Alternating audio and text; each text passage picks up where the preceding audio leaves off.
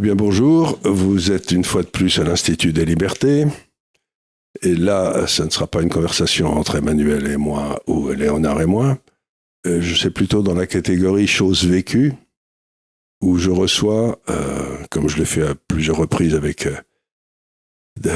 d'éminents médecins ou d'éminents hommes politiques, quelqu'un qui vit quelque chose et apparemment il n'est pas le seul à vivre. C'est un homme d'affaires, un entrepreneur, vous savez, l'intérêt que je porte aux entrepreneurs, et qui est en train de souffrir de ce qui s'est passé du Covid et des prêts qui ont été consentis à ce moment-là, et qui se retrouve dans une situation un petit peu critique, d'après ce que je peux savoir. Donc je vais laisser vous présenter, puis ensuite je vais commencer à vous poser des questions pour comprendre un petit peu ce qui se passe, parce que ce que vous dites, je crois que vous avez raison, c'est que dans le fond, vous êtes vraiment pas le seul dans votre cas, quoi. C'est donc faudra que vous nous expliquier en quoi votre cas est un petit peu représentatif de peut-être de dizaines ou des centaines de milliers de petites entreprises, quoi.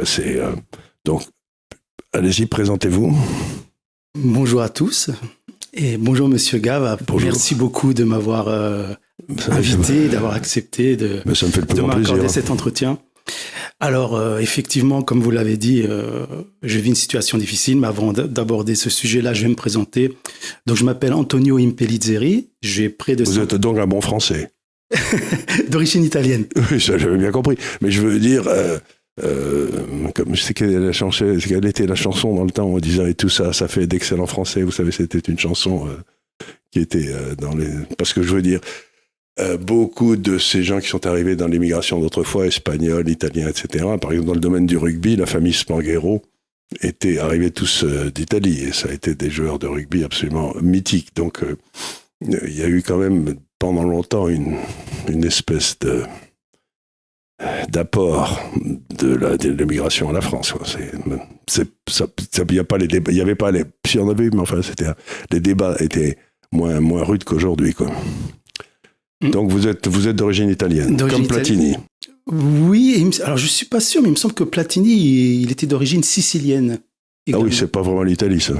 si. Parce que donc, en fait, mes parents sont de la Sicile. Ah oui, aussi. Donc, voilà, un chef d'entreprise d'origine sicilienne qui s'attaque effectivement au monde de la finance et quelque part un peu à l'État. C'est un peu c'est pas le monde de la finance, c'est le monde de la finance étatique, de ce que j'appelle le capitalisme de connivence. Tout ça, c'est des machins étatiques qui finissent par tourner mal. Mais allez-y, continuez. Donc en fait, voilà, donc j'ai près de 54 ans, donc je suis chef d'entreprise depuis maintenant une quinzaine d'années. Donc j'ai créé une entreprise de service à la personne qui s'appelle Domicile Bonheur. Voilà, donc c'est une petite entreprise. On a là maintenant, on est devenu une TPE. Avant, on était une PME, puisque là, on a une quinzaine de salariés. On en avait plus du double avant. Suite aux mesures d'empêchement de travailler, suite à la crise dite Covid, mon entreprise a vu son volume d'activité baisser. Pour continuer sur la présentation, donc avant de créer cette entreprise, j'ai travaillé dans le secteur hospitalier et également dans le secteur médico-social, puisque j'ai été directeur adjoint d'hôpital. J'ai notamment dirigé les finances d'un grand hôpital, entre autres. Et avant de créer mon entreprise, j'ai été directeur d'EHPAD. D'accord. Voilà. Donc en fait, moi j'ai toujours eu l'âme d'un entrepreneur. C'est pour ça que le courant passe bien, je le sens bien. on est entrepreneur. C'est amusant, c'est quelque chose. Tous les gens s'en rendent pas compte, mais c'est une maladie qu'on attrape très tôt. Oui, une fois qu'on a cette maladie, on n'a pas envie de se soigner pour cette maladie. Non. Voilà. Écoutez, j'ai pas fait que ça. J'ai également travaillé dans l'industrie en tant que responsable comptable et financier, parce que avant de faire un master 2 de management des établissements sociaux et médico-sociaux, j'avais fait des études d'expert comptable. D'accord. Parce qu'au départ, je me destinais à faire ça. Donc j'ai travaillé en cabinet d'expertise comptable, comme je vous l'ai dit, dans l'industrie. Et puis aussi, j'ai fait un petit passage dans l'enseignement, puisque pendant un an, j'ai donné des cours d'économie et de gestion. D'accord. Donc vous avez une expérience assez large et les chiffres ne vous font pas peur. Ah non, pas du tout, pas du tout. Et d'ailleurs, j'ai utilisé ces chiffres, lesquels chiffres ont été entre les mains de monsieur le ministre Bruno Le Maire, puisque en quelques heures, j'ai compilé tous les chiffres qui émanent des sources officielles, notamment la Cour des comptes. J'ai compilé tout ça et j'ai fait une petite note qui tient sur 2 pages. Et en fait, j'ai donné à monsieur le ministre les éléments macroéconomiques en faveur de l'effacement de ces PGE. On va avoir l'occasion d'expliquer pourquoi il faut effacer ces PGE, particulièrement pour les TPE et PME que je me suis donné pour mission de représenter. Alors quand je dis je, est-ce que cette mission me vient peut-être de l'au-delà? J'en sais rien, mais en tout cas, j'ai eu envie... Donc vous avez créé un syndicat aussi. J'ai créé un syndicat qui s'appelle le CIRP. Donc CSIERP, ça veut dire Collectif syndical interprofessionnel des entrepreneurs résilients et proactifs. Voilà. Alors je donne l'adresse internet, c'est donc www.csierp.fr. Voilà. Donc, essayons de résumer le problème dans lequel vous vous trouvez, c'est-à-dire que vous avez sollicité ce prêt parce que votre chiffre d'affaires a quasiment disparu, et qu'il fallait, et puis quand les choses ont commencé à redevenir normales, il y a toute une série d'activités qui n'étaient plus là, quoi. Donc vous êtes retrouvé devant un effondrement de votre chiffre d'affaires qui était la conséquence du Covid. C'était pas une des conséquences directes, mais ça a été une conséquence indirecte. Voilà. Et donc vous dites maintenant, écoutez, vous êtes gentil, mais si je ferme, à la limite, l'État, les banques m'ont fait des prêts garantis par l'État, et ces banques maintenant vont se retrouver, donc elles vont acter cette garantie vis-à-vis de l'État. L'État va donc payer cette dette aux banques. Et vous, ce que vous dites, c'est que il serait peut-être plus économique de l'effacer chez les banques, chez les entreprises directement. Et comme ça, le tissu économique resterait un peu moins atteint. Et vous dites, d'après ce que j'ai compris, que ça concerne à peu près, j'essaye au début de placer le problème, la taille du problème, ça concerne à peu près 200 000 entreprises, ce qui n'est pas rien. Tout à fait. À peu près, vous m'avez dit combien de dettes? Donc moi, j'ai fait mes calculs. Donc ça représente, au bas mot, il y a 200 000 TPE, PME qui ont une épée de Damoclès au-dessus de la tête. D'accord. Si on ne leur efface pas le PGE. Je donnerai les chiffres plus précis après. Oui. Sur ces 200 000 TPE, PME, en fait, ça représente 6,5% des entreprises françaises. Oui. En nombre. Hein. En nombre. Et ça, si ce PGE n'est pas effacé, c'est 1 million de chômeurs supplémentaires, une perte pour l'État de 3% de richesse créée, de produit intérieur brut. Donc ça fait, si je fais un calcul sur 2500 milliards d'euros de PIB, ça fait une perte de PIB pour l'État de 75 milliards d'euros. Et la dette est de combien? Alors la dette, sauf erreur de ma part, je crois qu'elle est de 3 000 milliards. Non, la dette à effacer. La dette à effacer. Alors, pour moi, je vais vous expliquer pourquoi j'arrive à ce chiffre de 37 milliards d'euros. J'ai fait le calcul suivant. Il y a eu 140 milliards de prêts garantis par l'État qui ont été accordés, toutes entreprises confondues. Il faut savoir que 60% des montants totaux des PGE ont été accordés aux 10% des entreprises les plus grosses. Oui. Voilà. Donc, ces 60%, ça fait 84 milliards sur 140. Donc, ces 10% des entreprises les plus grosses, je pense par exemple à Renault qui a eu un PGE de 5 milliards d'euros. C'est bien. Voilà. Puis, son cours de bourse a augmenté tout de suite dès que les marchés ont appris qu'il avait eu un PGE. Et laissez-moi deviner, si Renault avait des problèmes, il pourrait discuter avec l'État pour échelonner cette dette, ne pas la repayer, etc. J'imagine. Oui, parce que... alors après, peut-être qu'il l'a déjà fait. Hein. Puis il y a même mieux, puisque...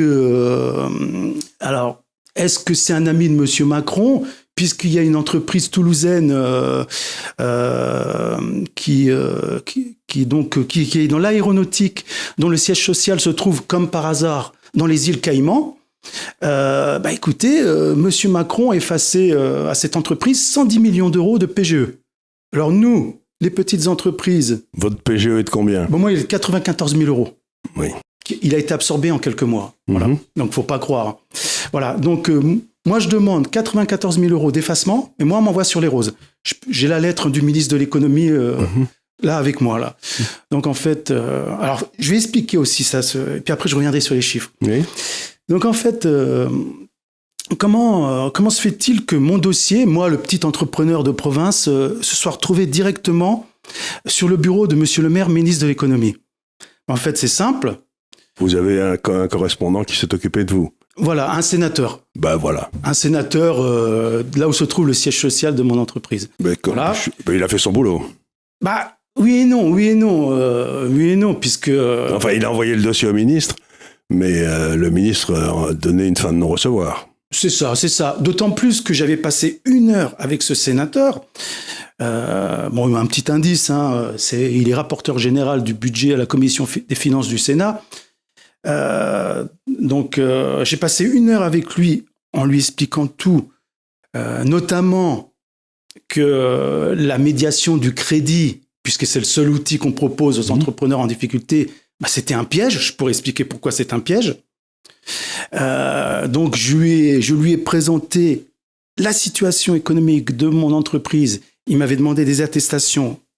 Donc, je lui ai fourni une attestation effectuée par mon expert comptable. Moi-même, puisque comme je vous l'ai dit au départ, j'ai des compétences dans ce domaine, j'ai abondé l'attestation de mon expert comptable avec beaucoup plus de détails, en expliquant que mon entreprise était viable hors remboursement PGE. Oui.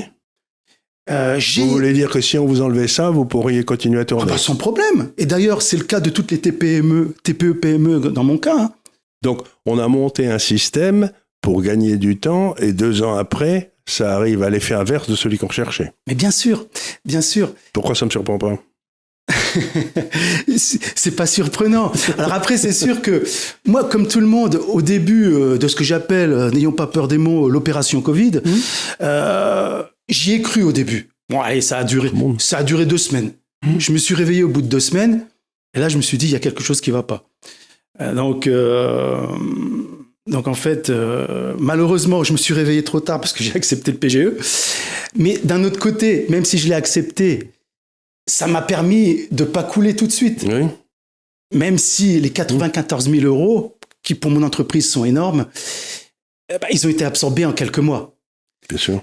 Donc voilà, mais en fait... Et votre chiffre d'affaires a baissé de combien? Mon chiffre d'affaires, dès le mois d'avril 2020, il a baissé de 50%. Ah oui, c'est terrible ça. C'est énorme. Hein. Et donc en fait, moi, comme je suis dans un domaine particulier où on a beaucoup de personnes âgées, notamment en perte d'autonomie, bon bah voilà, la psychose aidant. Hein, alors qu'est-ce qui s'est passé? Les gens n'ont plus eu accès à vos services, n'ont plus eu recours à vos services. C'est-à-dire ils n'avaient plus besoin de bouger, ils n'avaient plus besoin, ils restaient chez eux. Les gens avaient peur. Ils préféraient rester sans service plutôt que d'accueillir quelqu'un qui pouvait les contaminer. Ah oui, bien sûr. En gros, c'est ça. Et moi-même, naïvement au début, parce que moi, comme beaucoup de Français, j'ai toujours cru pendant des années qu'on avait des dirigeants bienveillants. Oui. Voilà, mais bon, je me suis réveillé. Et j'ai décidé moi-même, alors même que les prestations relatives aux personnes en perte d'autonomie, comme par exemple de l'aide à la toilette, etc., les gens ne nous appelaient même plus. Et puis, il nous a été presque interdit de les prendre en charge. Hein, ou en tout cas, en prenant des mesures de précaution drastiques, hein, etc. Donc moi-même, parce que je ne fais pas que ça, on fait aussi des prestations dites de confort, ménage, repassage à domicile, etc. Pour limiter les contacts, en bon petit soldat, je me suis dit moi-même, bon, on va les mettre en stand-by. J'ai fait une erreur. Donc du coup, y a quasiment... Pourquoi c'était une erreur? Parce qu'en fait, ils sont plus jamais revenus. Ah oui. Voilà. Donc là... Mais ils sont morts ou quoi? Non, en fait, ils ont pris des habitudes autres, puis ils se sont dit, on se passe des services d'une entreprise de service à la personne. Voilà. Et donc en fait, maintenant, je me retrouve presque 3 ans après, toujours au même niveau. Pour tout vous dire, d'ailleurs, je le dis dans ma première vidéo de présentation, qui date de novembre 2022, que après près de 15 ans de création de mon entreprise, en termes d'activité, je suis descendu 13 ans en arrière. C'est fou. Hein. Et avec un personnel beaucoup plus élevé, j'imagine. Non. Parce que ça, c'est un autre sujet. C'est que les clients ne reviennent plus. Et pour le peu de clientèle qui reste quand même de nouveau intéressée à mes services, eh ben en fait, je peux même pas répondre à la demande parce que je trouve plus personne pour travailler. Ah, ça c'est autre chose, oui, c'est ce que tout le monde me signale, ça. Plus personne ne veut travailler, oui. Alors bon, j'ai beau mettre des annonces par tous les supports, il n'y a pas moyen. Il n'y a pas moyen. Donc, heureusement qu'il reste encore quelques étudiantes qui veulent travailler, parce que sinon, je trouve plus personne. Donc, on en est là. J'ai été dans une soirée hier soir à Paris, avec une espèce de grande soirée, où j'ai discuté une demi-heure avec le fromager, celui qui amenait les fromages, vous savez. Donc, c'est une entreprise florissante qui a 50 personnes. Et il dit qu'il ne trouve plus personne et qu'il fait venir des gens, il leur donne des contrats définitifs tout de suite. Les types signent, ils sont contents et le lendemain matin, ils viennent pas. Oui. Il me dit ça arrive tout le temps. Il dit c'est extraordinaire. Alors, les anciens, il a une équipe d'anciens qui travaillent très bien. Mais alors, il dit ceux qui arrivent comme ça, ils travaillent 2 mois, 3 mois, 4 mois, puis ils s'arrêtent. Alors, pour les internautes qui vont faire leurs commentaires en disant oui, mais bon, ouais, comme tous les patrons, il a qu'à mieux les payer. Je les invite plutôt à réfléchir, à faire preuve de circonspection dans leurs propos, puisque moi, en ce qui concerne mon entreprise Domicile Bonheur, on les paye très, très, très bien. Ils sont tous au-dessus du SMIC. En termes d'indemnité kilométrique, c'est moi qui paye le plus, par exemple, notamment pour mon agence qui se trouve à Nancy. Je suis le seul à leur verser une prime de qualité. Donc, je prends en compte l'appréciation de la qualité de nos services auprès de mes clients. Et plus les clients sont satisfaits des services de mes salariés, et plus celles-ci sont récompensées. Donc, je peux vous dire que moi, elles sont vraiment bien payées. Vous dites celles-ci, c'est plutôt des femmes ? Oui, parce que bon, j'ai déjà eu des garçons, mais c'est très rare dans ce métier. Oui. Voilà, c'est plutôt des femmes, j'ai l'habitude de dire. C'est l'habitude. Non, mais les femmes, tu vois, on voit bien. Toutes les études montrent que si on laisse le choix aux hommes, par exemple, dans les sociétés scandinaves, c'est les sociétés qui ont le plus fait pour l'égalité entre les hommes et les femmes, de loin. Et donc, on arrive au bout de 40 ans de cette lutte pour l'égalité, tous les hommes deviennent ingénieurs et toutes les femmes deviennent infirmières et médecins. C'est-à-dire que les femmes ont une espèce d'attirance particulière pour justement le service à la personne. Tout à fait. Et les mecs, ils aiment avoir des camions rouges, quoi. Et on se rend compte que il y a peu de sociétés dans le monde qui sont aussi scindées que la société suédoise entre les boulots féminins et les boulots masculins. C'est curieux. Oui, c'est curieux. Parce qu'on a plus 40 ou 50 ans, on fait exactement tout pour que, dans le fond, les femmes deviennent ingénieurs et les hommes aident à la personne. Non, ça n'a pas l'air de marcher, ce truc. Une femme est une femme, un homme est un homme. C'est vrai comme vous. Vous enragez sur un terrain miné, là. Alors là, on va pas partir là-dessus, parce qu'on n'est pas rendu. Vaut mieux pas. C'est pas le sujet du jour. C'est pas le sujet du jour. On pourra en parler si vous voulez. Mais c'est vrai que, dans ces métiers-là, surtout la gente féminine a une fibre beaucoup plus développée pour aider les autres. Mais voilà. C'est quelque chose, c'est comme ça. Et les gens se sentent... J'ai même des clients qui me disent « Non, moi, je veux pas d'homme. Ouais. Je préfère avoir une femme. Oui. C'est comme ça. Donc, pour en revenir sur les chiffres, donc voilà, mon entreprise est dans une situation catastrophique, n'ayons pas peur des mots. J'ai pris des mesures d'économie pour tout dire aux internautes qui nous font le plaisir de nous regarder. Moi, mon salaire, je l'ai baissé des 2/3. Mais oui. Alors après, ceux qui vont dire oui, mais bon, voilà, il avait tant, donc du coup, il lui reste beaucoup. Non, j'avais pas tant. Je préfère le dire. Est-ce que comprennent pas les gens ? J'ai pas un salaire de ministre. Non, pas du tout. Mais ce que ne comprennent pas les gens, c'est que l'entrepreneur, dans le fond, c'est le paratonnerre. C'est-à-dire, c'est celui, il paye tout, il s'emporte tous les frais, et s'il reste quelque chose, c'est pour lui. Mais si ça marche pas, c'est aussi pour lui. C'est-à-dire que, vous voyez, la plupart des entreprises en difficulté, le patron, en définitive, il touche rien, quoi. Ah non. Ou quasiment. Moi, demain, je viens plus avoir d'activité, j'ai pas droit au chômage. Oui, mais non, voilà. Oui, bien sûr. Bien évidemment, mais bon, peu importe. Voilà, donc nous sommes dans un monde dystopique où règne égoïsme et quelque peu... Oui, ce que vous dites est exact, mais c'est surtout un monde, moi, qui m'inquiète énormément. C'est que c'est celui du monde ce qu'on appelle en économie des passagers clandestins. C'est-à-dire qu'il y a toute une série de gens qui vivent sur le système, qui traitent le système, qui font monter le coût du système. Et finalement, si tout le monde devient un passager clandestin, si personne ne veut payer le coût du transport, le système saute. C'est-à-dire qu'il y a quand même derrière tous ces systèmes sociaux une espèce d'acceptation que il faut pas abuser. Or, aujourd'hui, j'ai l'impression qu'on a éduqué toute une génération à se dire je vais vivre sur la bête sans travailler. Mais c'est un raisonnement que vous pouvez faire au niveau individuel, mais qu'on ne peut pas faire au niveau global parce que ça ne marche plus. À ce moment-là, le système explose. C'est ce que dit ce brave Charles Pratt, que j'ai reçu ici. Vous savez, c'est le type qui a fait ses bouquins sur la fraude sociale. Il dit il y a 73 milliards de fraude sociale.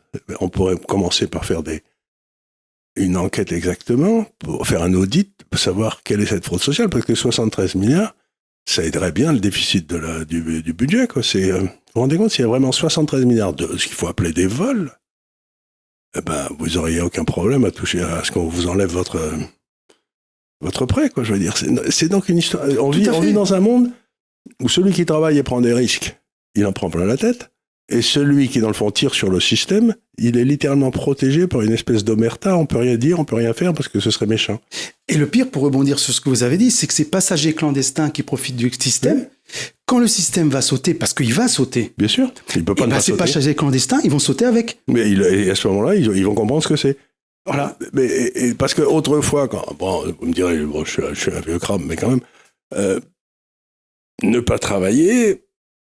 Quand j'avais 20 ans, c'était une honte. C'est-à-dire, quand je faisais des études, il n'y avait pas un gars qui pensait ne pas travailler, quoi. Le but, c'était quand même de travailler, d'ajouter un petit peu à la richesse nationale. Mais l'idée que je vais tirer dessus et je vais rien donner en contrepartie est une idée qui est, si j'ose dire, nouvelle. Hein. Alors justement, pour abonder dans votre sens, et revenir sur les chiffres du PGE, qui est le sujet de notre interview. Bien sûr. Donc, 60% des montants totaux des PGE, c'est-à-dire 84 milliards d'euros, sont allés aux 10% des entreprises les plus grosses avec capacité de remboursement.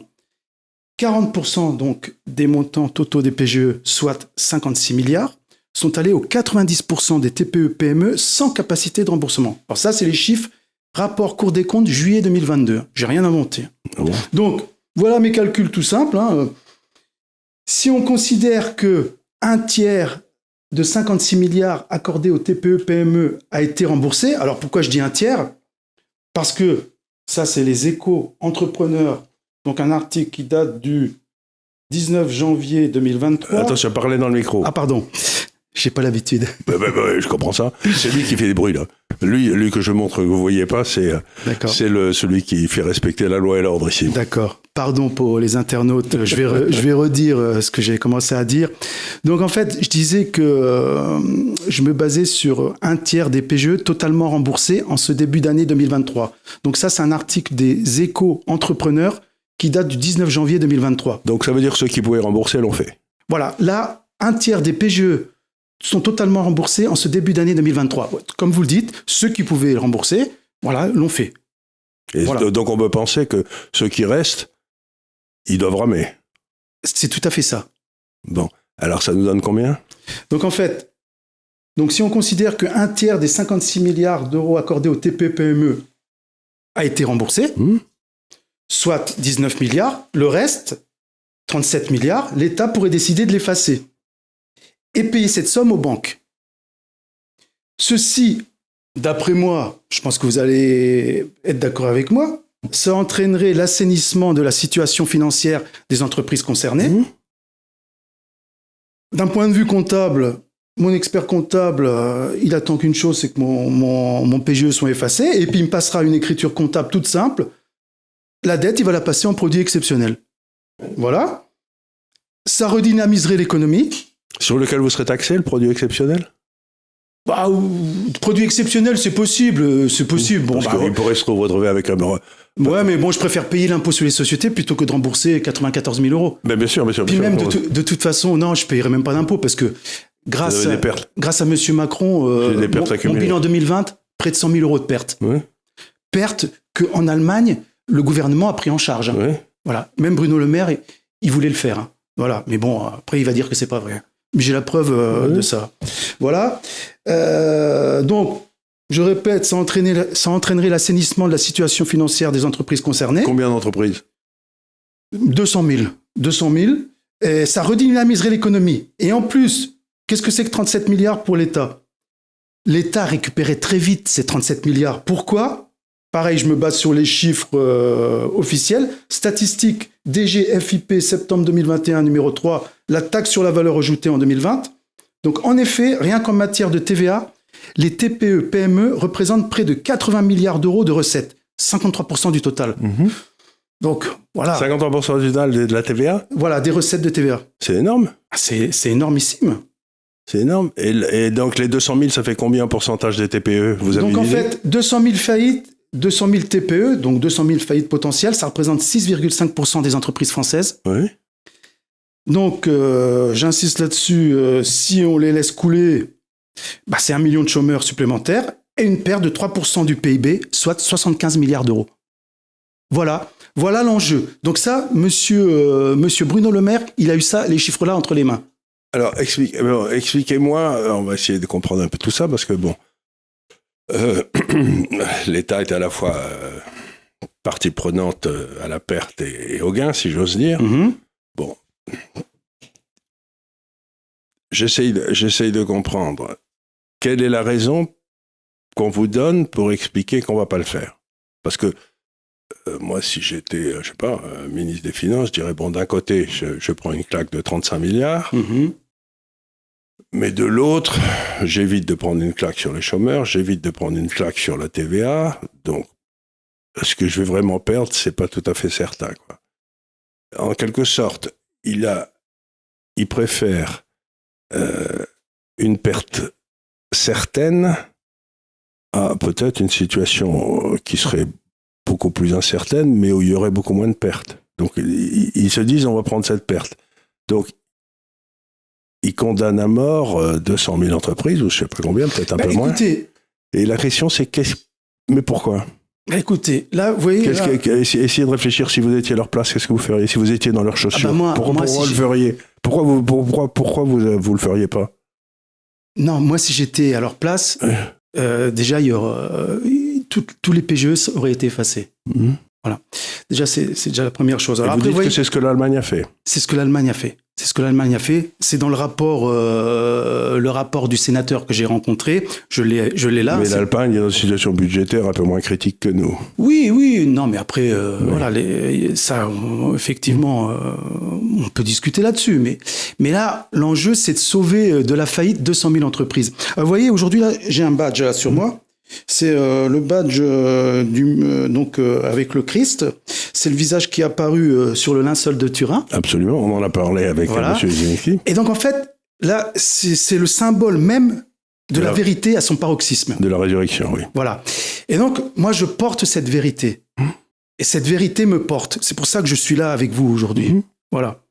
Et donc, en fait, j'ai envie de dire que, voilà, il y a des raisons inavouées du fait qu'on ne veuille pas effacer... Alors, 200 000 entreprises qui disparaissent, ça va faire la fortune d'un certain nombre de gens, j'imagine, dans les tribunaux de commerce. Eh bien sûr. Je vais vous donner mon exemple. Assez régulièrement, j'ai des grosses boîtes de mon secteur d'activité qui m'appellent et puis qui me disent voilà, monsieur Impellizzeri, on a vu votre site internet, il est bien fait votre site internet. J'imagine que vous avez des difficultés. Mais oui. Le hasard fait bien les choses. Ils sont au courant. Donc, j'imagine que vous avez des difficultés. Voilà, c'est pas facile, surtout avec ce qui s'est passé, etc. Voilà. Donc, écoutez, on vous propose de vous adosser à nous. Vous serez plus le patron. Vous serez quand même responsable de vos agences, mais c'est nous qui devenons les patrons. Et voilà, on va vous racheter votre entreprise. Oui, d'accord. Mais pour combien ? Pour 1 euro symbolique. Voilà. Donc en fait, si vous voulez... À ce moment-là, ils vous payent un salaire. Et vous me payez un salaire pour être leur larbin, en fait. Vous pourrez être dans votre larbin au bout d'un an de ça, bien sûr. Bon. Et puis après, ils vont m'éjecter. C'est comme ça que ça se passe. Donc, j'essaye de comprendre ce que vous êtes en train de me dire. Vous êtes en train de me dire qu'il y a donc une volonté du gouvernement français d'aider les grands groupes à détruire les petits. Écoutez, encore une fois, la vérité vous rendra libre. Moi, je pense que c'est le cas. En tout cas, on voit ça très bien aux États-Unis. Par exemple, aux États-Unis, il y a eu toute une série de lois qui ont été passées il y a quelques années qui permettaient aux grandes entreprises grands groupes, pas de pharmaceutiques, mais qui possédaient des pharmacies. Vous savez où on vend les médicaments. Et il y a eu des lois qui ont été prises pour favoriser la concentration dans ce secteur. Et maintenant, vous avez 2 ou 3 grandes sociétés de pharmacie aux États-Unis qui sont en position de monopole et qui imposent leurs prix. Et donc, ce que vous êtes en train de me dire, c'est que l'État français est fondamentalement favorable à établir des positions de monopole pour les copains. Mais bien sûr, c'est archi clair, c'est archi clair. Et d'autant plus que, quel est l'intérêt pour l'État de demander et de conseiller aux entrepreneurs qui sont dans une situation catastrophique comme la mienne à cause du PGE et à cause de leurs mesures liberticides qui n'ont pas eu lieu en Suède, par exemple. D'empêchement de travailler. Personne en Suède n'a arrêté qui que ce soit. Voilà. Nous, on n'a pas demandé d'arrêter de travailler. Et on pouvait continuer à travailler. Bref, ça, c'est un autre sujet. C'est un sujet intéressant parce que ce qui transparaît au travers de ce dossier, c'est quand même quelque chose de très important. C'est que dans le fond, cet enfermement des gens, c'était une façon de tuer tous ceux qui étaient proches des gens et de transférer une partie importante de la clientèle vers des groupes qui sont peut-être un peu moins proches des gens, quoi. Mais écoutez, moi je sais lire, hein. Donc il vous suffit de prendre la page 384 du livre de M. Klaus Schwab, pour ceux qui ne le connaîtraient pas encore, président du Forum économique mondial. Dans son bouquin sorti en juillet 2020, hein, donc ce monsieur est un devin, c'est marqué noir sur blanc, j'ai la page là avec moi s'il le faut, hein. Donc page 384 de son bouquin Covid-19, la grande réinitialisation, donc sorti en juillet 2020. Hein. Donc je rappelle que l'opération Covid a été déclenchée en mars 2020. Donc c'est marqué noir sur blanc que grâce au Covid, 75% des petites entreprises vont fermer et ça sera bien pour les grosses sociétés. Oui, mais c'est exactement ce qui se passe. Écoutez, moi, c'est quand même. J'invente rien. Non, mais on a vu ce mouvement un petit peu partout. Je veux dire, aux États-Unis, il y a et ça déclenche quelque chose d'intéressant, c'est que j'essaie de réfléchir à haute voix avec vous ici. Ce que ça veut dire, c'est que dans le fond, nos gouvernements ne gèrent plus du tout en fonction de ce qu'on appelait autrefois le bien commun. Vous savez, qui était une vieille idée, justement, de l'Église catholique. Une belle idée. Une belle idée que, dans le fond, il fallait aider. Et une des façons d'apporter le bien commun, c'était quand même de permettre la liberté individuelle, la liberté d'entreprendre, la liberté de... C'était une des... on était heureux quand on était libre, quoi. C'est une vieille idée. Hein. Et là, ce qui est en train de se passer, qui est très curieux, c'est qu'ils gouvernent non plus du tout pour le bien commun, mais pour une partie du tissu économique qui cherche à établir des monopoles. C'est ça. Et on le voit partout. On le voit partout. Et c'est extrêmement inquiétant parce que le monopole, par définition, bon, là, c'est l'économiste qui parle, son point d'équilibre est à un niveau d'activité beaucoup plus bas, parce qu'il cherche à maximiser ses profits tout le temps. Donc, il ne cherche pas à maximiser la satisfaction de la clientèle, il cherche à maximiser ses profits. Et donc, dans des pays où il y a des monopoles, le niveau d'activité économique est beaucoup plus bas, les profits sont beaucoup plus hauts et les salaires sont beaucoup plus bas que dans un régime de concurrence. Donc, ce qui m'intéresse dans ce que vous êtes en train de raconter, c'est qu'on voit une fois de plus cette espèce d'énorme pression exercée sur l'État qui a été capturé par ce qu'on peut appeler en termes clairs des criminels qui sont achetés. Tout à fait. Et en plus, pour rebondir sur ce crime prémédité, oui. Là j'invite les chefs d'entreprise, dans mon cas, à bien écouter ce que je vais dire. Ce qu'il faut savoir, c'est que c'est uniquement lorsque l'entreprise périclite et s'avère définitivement défaillante, c'est-à-dire soit en cas de dépôt de bilan ou soit en cas de cessation d'activité, que la garantie de l'État peut être actionnée. Donc c'est la première chose. Donc les banques, elles ont tout intérêt à mettre en défaut leurs emprunteurs PGE. Oui. Voilà. Donc ça, c'est la première chose. Et c'est la même chose. D'ailleurs, pour revenir à ce que vous dites, qui est intéressant, la même chose s'est passée dans le système bancaire. On a fait disparaître toutes les petites banques locales, etc., pour les remplacer par 3 ou 4 banques de réseau qui sont des monopoles. C'est ça. Et qui suivent les ordres du gouvernement. Donc, c'est un système qu'on voit partout. Si vous voulez, on est en train d'essayer de faire le même avec les hôpitaux, où on voit très bien que les hôpitaux sont en train de passer sous le contrôle de l'État, et plus du tout sous le contrôle, comme il était autrefois, des élus locaux et des médecins locaux. Donc, il y a toute une espèce de tentative de ramener le pouvoir économique au centre et de traire la population au maximum. Voilà. C'est étonnant. On nous traite comme du bétail. On nous traite comme nous, du bétail. Les petits entrepreneurs, on vaut même moins que du bétail. Oui, non, on vous traite comme quelque chose qui est nuisible. Tout à fait. Alors que c'est nous les créateurs de richesse. Mais je croyais, j'ai pas les chiffres pour la France, mais pour les États-Unis, 90% des emplois sont créés aux États-Unis par des entreprises de moins de 10 personnes. Voilà. Donc, si vous voulez, en fait, si vous voulez créer... Les grands groupes ne créent jamais d'emplois. Ils n'arrêtent pas de nettoyer, ils n'arrêtent pas de faire ce qu'ils appellent dégraisser, ce qui est un nom horrible. Donc, c'est intéressant. Alors, bon, on a bien arrêté le problème. La solution n'a pas l'air bien difficile.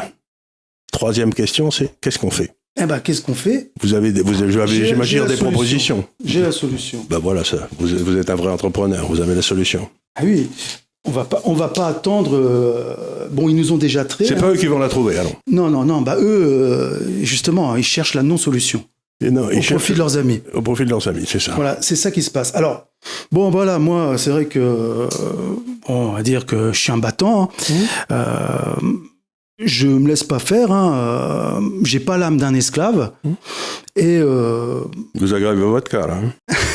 C'est pas grave. Mais justement, pour l'aggraver encore plus, j'ai envie de dire que le maître dépend de son esclave. Et quand l'esclave dit non, le maître meurt.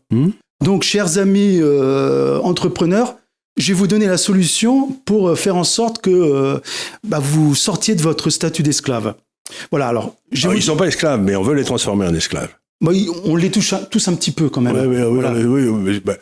À partir du moment dans une entreprise, je ne sais pas comme la mienne, où vous avez à peu près 80% de ce que vous payez en salaire qui va directement ou indirectement à l'État, ça finit par agacer, quoi. Vous savez, moi j'ai toujours une vieille blague que je raconte, mais on peut faire des blagues. J'ai le droit. Bon, bien sûr. Vous êtes gentil. Moi, on m'a raconté la fuite, vous savez, des Israélites d'Égypte, le passage de la mer qui s'ouvre. Vous avez lu ça, vous connaissez ça, bien sûr. Eh bien, la réalité, si vous voulez, c'est qu'ils ne sont pas partis parce que Dieu leur a dit de partir ou tout ça. C'est de la propagande. Ils sont partis parce que le taux marginal d'imposition était à 100%. Ça s'appelle l'esclavage. Voilà. Je crois que, dans le fond, l'exode d'Égypte, c'était une fuite fiscale. Tout à fait, on peut dire ça.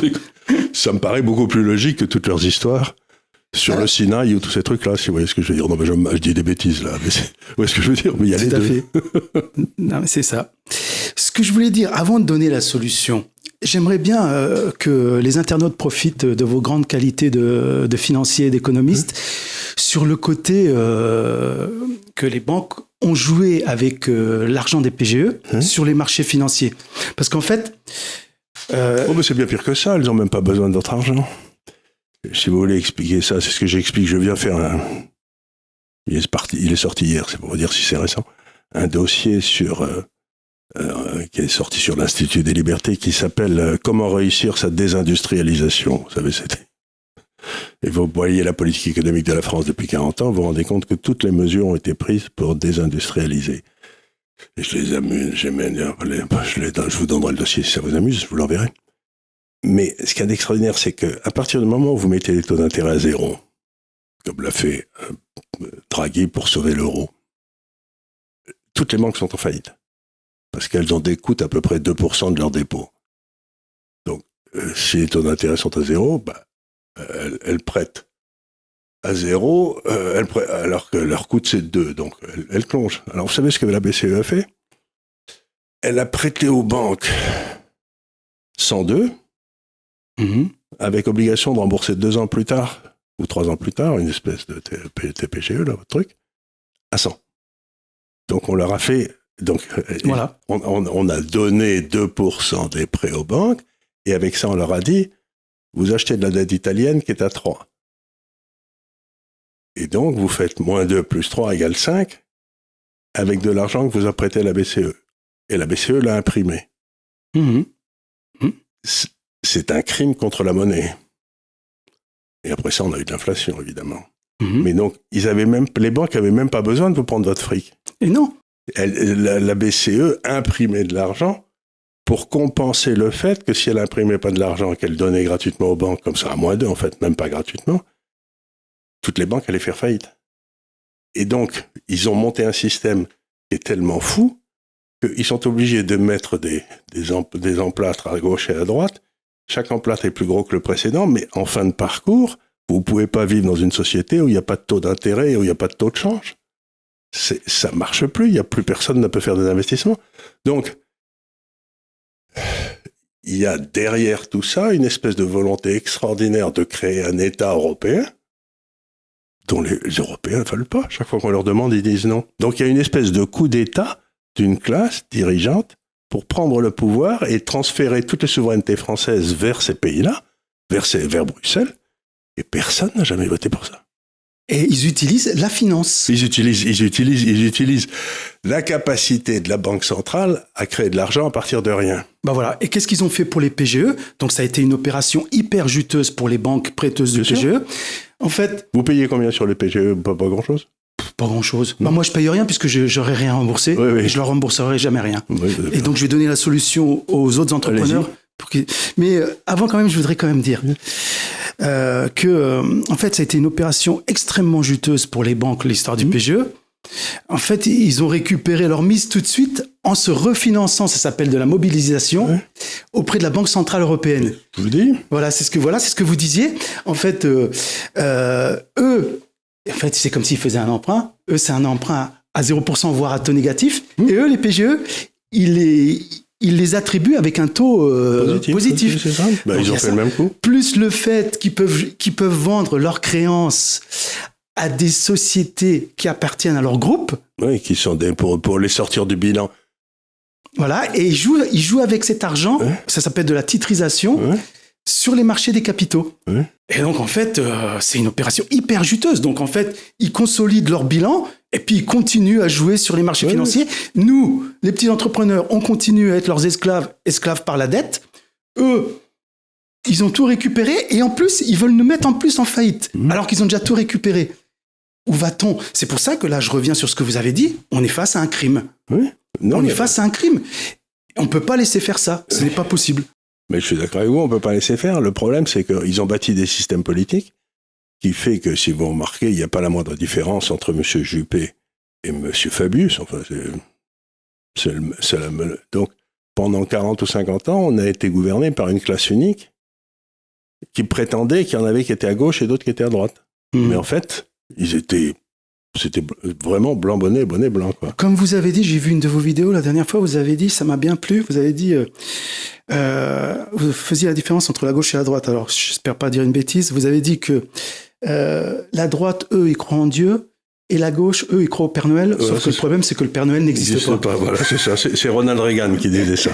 Voilà. Il avait quand même d'excellentes formules, cet homme. Ouais, tout à fait. Donc, alors, expliquez-nous la solution, parce que j'imagine que la solution, il n'y a pas d'autre solution dans tous ces problèmes, si vous voulez, c'est qu'à un moment, il faut arriver, si j'ose dire, au coup de fourche. Il faut que l'État et ses représentants aient peur. Alors, comment vous allez leur faire peur? Écoutez, moi, j'ai pas la tête d'un tyran, hein, contrairement à d'autres. Moi, j'utilise le droit. C'est un bon début. J'ai un excellent avocat spécialisé en droit des affaires, qui est devenu d'ailleurs, je le salue, hein, qui est devenu d'ailleurs l'avocat de mon syndicat. Parfait. Et donc, ce qu'on a fait, donc j'ai mis en demeure moi-même ma banque prêteuse PGE et je lui ai demandé de m'indemniser pour le préjudice que j'ai subi en m'accordant ce PGE. Alors, je ne vais pas rentrer dans les détails. C'est un truc intéressant, c'est-à-dire que c'est un abus de crédit. C'est un peu ça, quoi. Parce que ça existe, en droit, ça existe. Vous savez, celui qui prête à quelqu'un dont il sait qu'il ne peut pas rembourser commet une faute. Voilà. C'est une sorte de soutien abusif à des entreprises en difficulté. Ça peut être aussi un prêt léonin. Voilà, c'est un abus de position dominante, en fait. Oui, c'est ça, oui, tout à fait. Parce que ce qu'il faut savoir... Donc, ce que vous êtes en train de dire, c'est que les entrepreneurs n'étaient pas en position de refuser quelque chose dont ils savaient que c'était une mauvaise affaire. Ah bah bien sûr qu'on pouvait pas, c'était pour éviter de mourir. C'était pour éviter de mourir. Donc à ce moment-là, vous n'avez pas pris votre décision en connaissance de cause, puisque c'était en effet un contrat léonin. Et que donc, vous allez en justice pour qu'on vous compense contre ce contrôle en a. Tout à fait, parce qu'en fait, faut savoir que le PGE, contrairement à ce qu'on pourrait penser, c'est un prêt comme un autre. Et donc, pour tout octroi de prêt, au minimum, la banque doit s'enquérir des capacités financières de remboursement de son emprunteur. Et elle n'a pas fait son boulot parce que c'était garanti par l'État. Oui, voilà. Mais elle devait le faire quand même. Oui. Elles devaient le faire quand même, parce qu'elles sont tenues un certain nombre d'obligations, de devoirs envers leurs emprunteurs. Bien sûr. Chose qu'elles n'ont pas faite. Pour faire simple, je tiens ça d'un avocat, je vais caricaturer un petit peu, excusez-moi. En fait, il y avait des stagiaires dans les banques, ils appuyaient sur un bouton sans aucune vérification et ils balançaient l'argent. Mais il y a dû y avoir une partie de cet argent qui a été balancée à des escrocs aussi, j'imagine. Ah, bien évidemment. Qui sont partis avec l'argent, je sais pas où, en Sicile par exemple. Ouais, par exemple. Non, je rigole, je sais bien, moi aussi je rigole. Donc c'est intéressant. Alors vous avez créé un syndicat et ce syndicat, et vous demandez aux gens d'en faire partie maintenant, tous ceux qui sont dans la même situation. Voilà. En fait, je leur demande de créer une force d'entrepreneurs courageux, déterminés, parce qu'il n'y a que les hommes et les femmes courageux et déterminés qui peuvent renverser le cours des événements. Oui. On ne va pas se laisser abattre. Je leur demande de nous rejoindre. Là, redonnez le nom du syndicat. Alors, c'est le CIERP, Collectif Syndical Interprofessionnel des Entrepreneurs Résilients et Proactifs. Alors, www.csierp.fr. Vous serez guidés. On a un kit pour commencer à écrire à vos banques. Donc, au départ, il y a plusieurs cas. Soit que la banque vous a déjà fait une relance parce que vous ne pouvez plus payer, ou bien vous n'avez pas commencé à payer comme moi, ou soit que tout simplement, elle ne vous a pas fait encore de relance parce que voilà, vous payez, mais là, il s'avère que maintenant, vous ne pouvez plus payer. Donc, il y a un courrier que vous pourrez adapter, que vous pourrez télécharger après être devenu adhérent au syndicat. Et suite à ça, vous allez gagner du temps, vous posez des questions légitimes. Et si malgré tout, les banques, comme elles ont fait avec moi, elles vous mettent en demeure, et pire, elles prononcent la déchéance du terme de votre PGE en rendant immédiatement exigible la totalité du prêt, et dans ces cas-là, pour que vous évitiez ça, je vous propose de faire ce que j'ai fait, et si vous le faites, vous aurez l'appui de mon syndicat au niveau de la procédure que vous lancerez. Donc en fait, première étape, vous pourrez télécharger les 2 courriers que j'ai indiqués, plus un 3e que je vais mettre en ligne bientôt. Ça sera le courrier de mise en demeure que j'ai fait et que vous pourrez faire à votre banque. Et comme ça... De mise en demeure, à quel sujet? En lui disant, arrêtez de me martyriser? C'est un peu ça. Arrêtez de me martyriser parce que si, parce que ça. Voici le préjudice que vous m'avez créé. Et voici ce que je vous demande en indemnisation de ce préjudice. Est-ce que votre syndicat ne pourrait pas se créer en un groupe qui porterait plainte soit contre l'État, soit contre les banques, au nom de tout le monde? Alors, justement, pour ça aussi, il faut qu'on obtienne une masse. Oui. Il faut qu'on obtienne une masse. C'est pour ça que là, je lance un appel aux entrepreneurs courageux. C'est ça. Donc, à ce moment-là, vous pourriez représenter une espèce d'intérêt collectif et vous auriez peut-être le droit d'aller en justice au nom de gens qui sont vos commettants. Tout à fait. Le syndicat peut rester en justice. Oui. Voilà. Mais, dans un premier temps, parce que le temps joue en notre défaveur. Il faut qu'ils arrêtent les procédures tout de suite. Il faut bloquer. Parce que le problème, je vous donne mon exemple. Moi, heureusement, j'aurais coupé l'herbe sous les pieds. Donc, c'est ça que je propose aux gens, de couper l'herbe sous les pieds de leur banque. Parce que du jour au lendemain, ils peuvent prononcer la déchéance du terme du PGE et rendre immédiatement exigible la totalité du prêt. Et fermez votre compte. Voilà, et fermez votre compte et ils vous laissent 8 jours. Moi, ils m'avaient laissé 8 jours pour payer la totalité du prêt. Sinon, tribunal de commerce, redressement judiciaire, et c'était la fin. Donc en fait, je leur ai coupé l'herbe sous les pieds, je les ai assignés devant le tribunal de commerce de ma ville. Et donc, voilà, je suis tranquille et là... Et vous attendez maintenant? Maintenant, on est parti pour au moins 1 an, voire plusieurs années. Pendant ce temps-là, de toute façon, j'ai rien payé et je payerai jamais rien. Et ils vous embêtent plus. Et en attendant, c'est pour ça que... La justification morale de ça, c'est de dire, dans le fond, si l'État nous avait bien foutu la paix et si on avait été comme en Suède, on ne nous avait pas enfermés et on n'avait pas tué notre business, j'aurais pas eu besoin du prêt. Bien sûr. Et donc, en fait, c'est une faute lourde qu'a fait l'État avec cette histoire d'isolement, dont on sait aujourd'hui que ça marche pas du tout d'ailleurs. Et donc, vous demandez réparation à l'État de ce préjudice compte tenu d'une décision complètement idiote qu'il a prise. Mais bien sûr, puisque en plus, c'est pour ça que je remplis encore le terme de crime. Nous, les petites entreprises, on n'a pas les capacités de remboursement. Voilà, encore une fois, j'ai donné tous les chiffres au ministre. Voilà, je suis désolé, quoi. Soit ils effacent ce PGE, comme d'autres pays l'ont fait, ou soit qu'ils le disent franchement, qu'ils veulent leur but, c'est d'écouter les injonctions de M. Klaus Schwab, c'est-à-dire transférer le patrimoine des classes moyennes, du moins le peu de patrimoine qui leur reste, vers les plus riches. Voilà, c'est ça. C'est pas tellement de transférer, c'est de créer partout des situations de monopole, dans le domaine de la santé, dans le domaine de l'éducation, dans le domaine de la recherche médicale, dans le domaine... Vous savez, un type que j'aime bien qui s'appelle le docteur Raoult, que vous connaissez bien sûr, il a eu une phrase très profonde un jour, il était interviewé chez Sud Radio, il a dit, dans le fond, il y a deux sortes de sociétés. Vous avez les sociétés qui agissent sur l'obéissance et les sociétés qui agissent sur la compétence.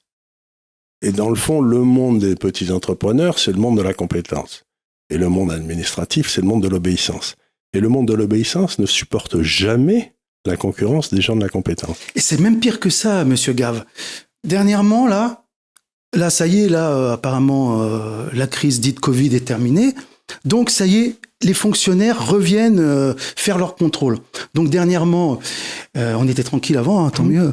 Mais bon, maintenant, ils reviennent, il faut bien qu'ils justifient leur salaire. Donc, j'ai eu un contrôle d'un inspecteur du travail récemment, là.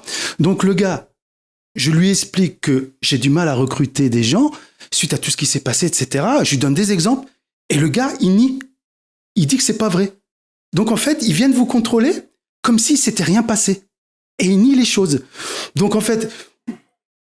Je me pose la question, ont-ils eu des consignes ? Au lieu de nous laisser essayer de faire repartir notre business qu'on a créé sur plusieurs années, sur le travail de toute une vie, non, on vient encore vous enfoncer. Ben oui, vous savez, c'est ce que disait, vous connaissez l'histoire, elle est célèbre, enfin c'était le patron des armateurs de Saint-Malo, les armateurs de Saint-Malo à l'époque étaient en très grande concurrence avec les armateurs anglais. Et Louis XIV est venu leur rendre visite et leur a dit « Comment je peux vous aider ?» Ils ont dit « Sire, surtout ne nous aidez pas. vous nous avez déjà assez aidés. » Je crois que la plupart des gens, encore une fois c'est une blague de Ronald Reagan, il disait le mot le plus dangereux de la langue anglaise, c'est « Je viens de la part de l'État, je suis là pour vous aider ». L'entrepreneur, il ne demande pas à être aidé. Il demande à ce qu'on lui foute bien la paix. Exactement. Qu'on lui foute bien la paix, qu'il paye les impôts et que ça ne change pas tout le temps, et qu'il puisse s'occuper de son business et le développer. Donc, cette idée que je vais venir vous aider, c'est une des idées les plus dangereuses qui soit. On n'a pas besoin d'être aidé. Non, nous, on ne demande pas l'aumône. Nous, on veut qu'on nous foute la paix. Voilà. Nous, on est des créateurs de richesse. Oui. On sait prendre des risques. Oui. On sait, voilà. On se casse la gueule, c'est bien triste, ma pauvre dame, mais c'est on rebondit. On n'attend pas que tout arrive sur un plateau. Non. En fait, vous l'avez dit aussi dans une autre vidéo, en fait, les gens qui sont au pouvoir, ils craignent les entrepreneurs. Ils craignent les entrepreneurs. Mais c'est ce que je vous dis, c'est pour eux, c'est l'ennemi naturel, parce que c'est ceux qui n'obéissent pas. Voilà, et on n'obéirait pas. En tout cas, les adhérents du CIRP n'obéiraient pas. Vous avez été un mauvais élève en classe ? Non, j'étais un bon élève quand même. Ah bon, quand même. Parce que souvent, moi, les entrepreneurs, d'habitude, c'est des têtes de cochon. En général, ils n'ont pas fait des études particulièrement brillantes. Si, j'ai redoublé ma 4e. Ah oui, c'est un bon début. Moi, j'ai redoublé ma 4e, ma 3e et ma 1re. C'est pour vous dire si... Ah bon, d'accord. J'ai cru que ça s'arrêterait jamais. Non, mais voilà. Il n'y a pas de fatalité. Mais non. Il n'y a pas de fatalité. Je vois là, sur Internet, là, il y avait encore un restaurateur. Oh oui, voilà, il va falloir rembourser le PGE. On n'en peut plus, on va fermer. Mais qu'est-ce que vous attendez ? J'ai créé un syndicat. Bon, ok, moi, voilà, je suis pas le président du plus gros syndicat patronal de France. D'ailleurs, que j'ai eu au téléphone. Je lui ai fait un mail. Il m'a fermé la porte. Alors, est-ce que c'est parce qu'il a obtenu le marché C'est peut-être aussi parce qu'ils font les syndicats patronaux français au niveau le plus élevé. Ils sont peut-être pas mécontents que dans le fond on détruise un peu leur concurrence. Hein. Bah oui, je crois qu'ils sont pas mécontents du tout. Hein. Non, je crois que ça fait partie du deal. Quoi. Et puis je pense aussi qu'ils se nourrissent beaucoup sur la bête parce que ce monsieur dont je ne citerai pas le nom, mais tout le monde le reconnaîtra. Écoutez, comme par hasard. Il y a vraiment du hasard qui fait bien les choses. Hein.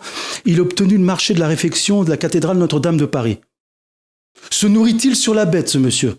En tout cas, il ne le fait pas à perte. Je suis bien tranquille. Voilà. Donc apparemment, lui, il a les capacités, parce que je crois qu'il a eu 1 million d'euros de PGE, lui. Il en a déjà remboursé la moitié. Hein. Il peut se permettre. Hein. Oui. Bon, alors nous, les petits, alors ce monsieur est censé représenter les TPE, PME, mais nous, c'est comme ça. Hein. Un prêt, ça se rembourse. Hein. C'est pas de chance. Hein. C'est vrai que ça me fait mal au cœur, hein. Surtout que ce monsieur, soi-disant, il se réclame de valeurs chrétiennes. Je ne sais pas où elles sont, ces valeurs chrétiennes, mais on n'a pas le même Dieu, visiblement. Vous savez, si vous lisez les évangiles, c'est un truc qui est évident dans les évangiles, alors qu'il sort, c'est que Jésus ne dit jamais à Pierre d'aller dire à Jean d'aller bosser pour faire la charité. Il dit, si tu veux t'en occuper, tu t'en occupes toi-même. Donc, le message des évangiles, c'est que Dieu ne sait compter que jusqu'à 1, il en a rien à foutre des syndicats, si j'ose dire. Et c'est la deuxième, c'est tous ceux qui prennent des risques sont toujours pardonnés, tous ceux qui ne prennent aucun risque, les rentiers, ils vont toujours en enfer. Hein. Et donc, le message des évangiles, c'est la suprématie de l'individu et la sanctification de la prise de risque. Si vous ne prenez pas de risque, vous vous emmerderez toute votre vie. Je ne sais pas s'il y a une vie après, mais en tout cas, vous vous emmerderez toute votre vie. Donc, vous serez en enfer toute votre vie. Exactement. Prendre des risques, c'est quand même accepter de rigoler. C'est pas idiot, hein ? Tout à fait. Mais prendre des risques, pour moi, c'est presque une joie de prendre un risque. Et puis... oui, on s'accomplit à prendre du risque. Oui. Et quand on a le résultat de notre prise de risque, c'est vraiment... Oui, alors si ça m'a pas marché, on n'en parle pas à sa femme, mais voilà quoi. Voilà. Bien, on lui en parle. Elle le sait, ça va sans dire. Mais voilà, il n'y a pas de fatalité, mes chers confrères. Écoutez, honnêtement, je le dis à tous ceux qui nous écoutent et qui veulent bien nous écouter, il faut que tous ceux qui sont dans cette situation doivent aller dans votre syndicat. Merci beaucoup, monsieur. Doivent s'inscrire et doivent peser parce que on vous a fait un tour de cochon. Ah oui, non, mais là, remplacer du chiffre d'affaires par de la dette, c'est non seulement une ineptie, mais c'est une tromperie. Oui. C'est une tromperie. À un moment donné, stop. Il eût mieux valu que le gouvernement prenne, 20% de votre affaire et vous l'achète au prix du TPG, là, puis voilà. Puis ensuite, vous auriez racheté petit à petit au fur et à mesure que vous aidiez, ça aurait été plus malin. Oui, mais bon, apparemment, c'est pas le chemin... Non, parce qu'ils prennent jamais le chemin de la propriété. Ils prennent toujours le chemin de l'accroissement du rôle de l'État. Exactement. C'est ce que je montre dans mon papier que j'ai fait, là. Donc, alors, oui.